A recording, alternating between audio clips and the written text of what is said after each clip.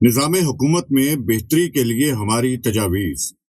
Number 1، ہماری bureaucracy نے British bureaucracy کی جگہ لے لی۔ وہ یہاں پر حکومت کرنے کے لیے آئے تھے، مگر بیوروکریسی کا اصل کام عوام کی خدمت کرنا ہے، اور وہ پبلک سرونٹس کہلاتے ہیں۔ حکومت برطانیہ نے تمام ان بیوروکریٹس کو ریٹائر کر دیا جن کو ہندوستان میں مقرر کیا گیا تھا، چونکہ برطانیہ میں ان کو پبلک سرونٹس بن کر کام کرنا تھا، مگر وہ اپنی عادات کو اتنا جلدی تبدیل نہ کر سکتے تھے، اسی لیے ان کو ریٹائرڈ کر دیا گیا۔ مگر ہمارے بیوروکریٹس نے ان کی جگہ لے لی اور لوگوں پر برٹشرز کی طرح حکومت کر رہے ہیں، نہ کہ پبلک سرونٹس کی طرح۔ غیر منقسم انڈیا میں پے در پے بدیشی حکمران ہی مسلط رہے، جس میں آرینز، ایرانینز، یونانی، عرب، ترک اور مغل، اور سب سے آخر میں انگریز۔ یہاں کے لوگ احکامات بجا لانے کے عادی بن چکے ہیں۔ انگریزوں کی جگہ ہمارے بیوروکریٹس نے لے لی ہے، اور وہی تسلسل کے ساتھ ملک پر قابض ہیں۔ تمام پالیسیاں وہی بناتے ہیں۔ ہمارے سیاستدان انہی کے ہاتھوں میں کھلونا بنے ہوئے ہیں۔ پالیسی سازی میں ان کا کوئی عمل دخل نہیں ہے، اور عوام جن کی مرضی اور رائے سے پالیسیاں بننا چاہیے تھیں، ان معاملات سے الگ تھلگ ہیں، اور صرف حکم بجا آوری کر رہے ہیں، اور مسلسل 75 سال سے پس رہے ہیں۔ اس مسئلے کا حل لوکل گورنمنٹ کے نظام کو مضبوط کرنا ہے۔ بدقسمتی سے پے در پے آنے والے حکمرانوں نے اس نظام کو نہیں چلنے دیا۔ وہ سمجھتے ہیں کہ اگر لوکل گورنمنٹ کا نظام کامیاب ہو جائے گا، وہ لوگ ان سے زیادہ طاقتور ہو جائیں گے، اور خصوصی طور پر صوبائی حکومت کی پوزیشن کمزور ہو جائے گی۔ اسی لیے صوبائی حکومتوں اور لوکل گورنمنٹس کے نظام میں ضروری تبدیلیاں لا کر لوکل گورنمنٹ کے نظام کو مضبوطی کے ساتھ رائج کرنے کی ضرورت ہے، تاکہ نچلی سطح پر بہت سارے مسائل حل ہو جائیں، اور تمام فیصلوں میں عوام کا عمل دخل ہو اور مرضی شامل ہو۔ کسی بھی نظام کی کامیابی کا راز اس کے عوام کے فیصلوں میں شمولیت پر مثمر ہے۔ نمبر 2، ہم نے بابا قوم قائد اعظم اور شاعر مشرق علامہ اقبال کے فرمودات کو یکسر بھلا دیا ہے۔ ہماری قوم کو ان کے فرمودات سے رہنمائی حاصل کرنی چاہیے۔ قائد اعظم نے افسروں کو خطاب کرتے ہوئے فرمایا تھا کہ آپ حکمران طبقے سے نہیں ہیں، آپ پبلک سرونٹ اور دوست ہیں۔ آپ نے دیانتداری اور خلوص کے ساتھ کام کرتے ہوئے پاکستان کے حامی اور وفادار رہنا ہے۔ ہمیں علامہ اقبال کی کتابوں، خصوصاً اسرار خودی، رموز بے خودی اور شکوہ جواب شکوہ سے استفادہ کرنے کی ضرورت ہے۔ علامہ محمد اقبال خود ایک انجمن اور انسائکلوپیڈیا تھے۔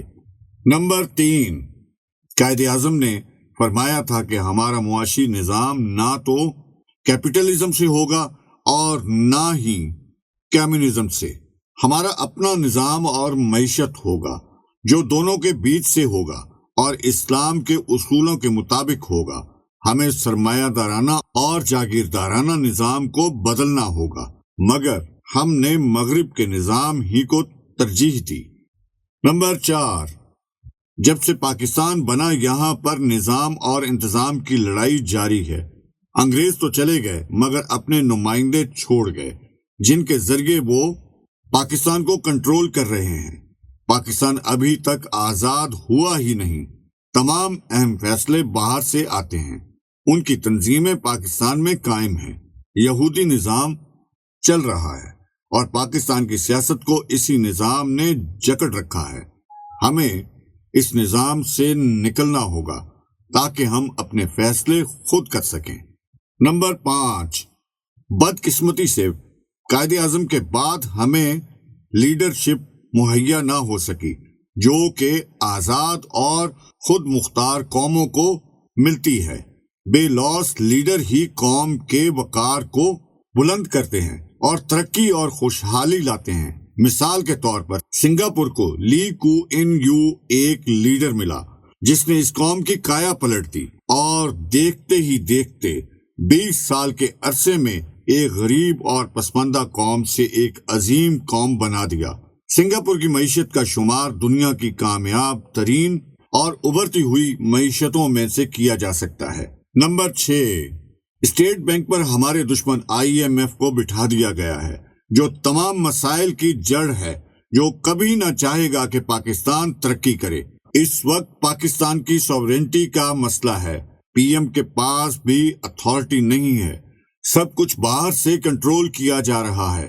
ترقی صرف آزادی کے ساتھ منسلک ہے۔ نمبر 7، قوم کو وقت کی اہمیت پر تیار کیا جائے۔ جن قوموں نے ترقی کی ہے ان کے اوقات کار کی تقلید کی جائے۔ سورج کی روشنی کا صحیح اور پورا استعمال کیا جائے تاکہ لوڈ شیڈنگ کنٹرول ہو سکے۔ عیسائی ورکر تھامس مٹکاف اگر صبح 7 بجے دفتر جائے گا تو کامیاب ہوگا۔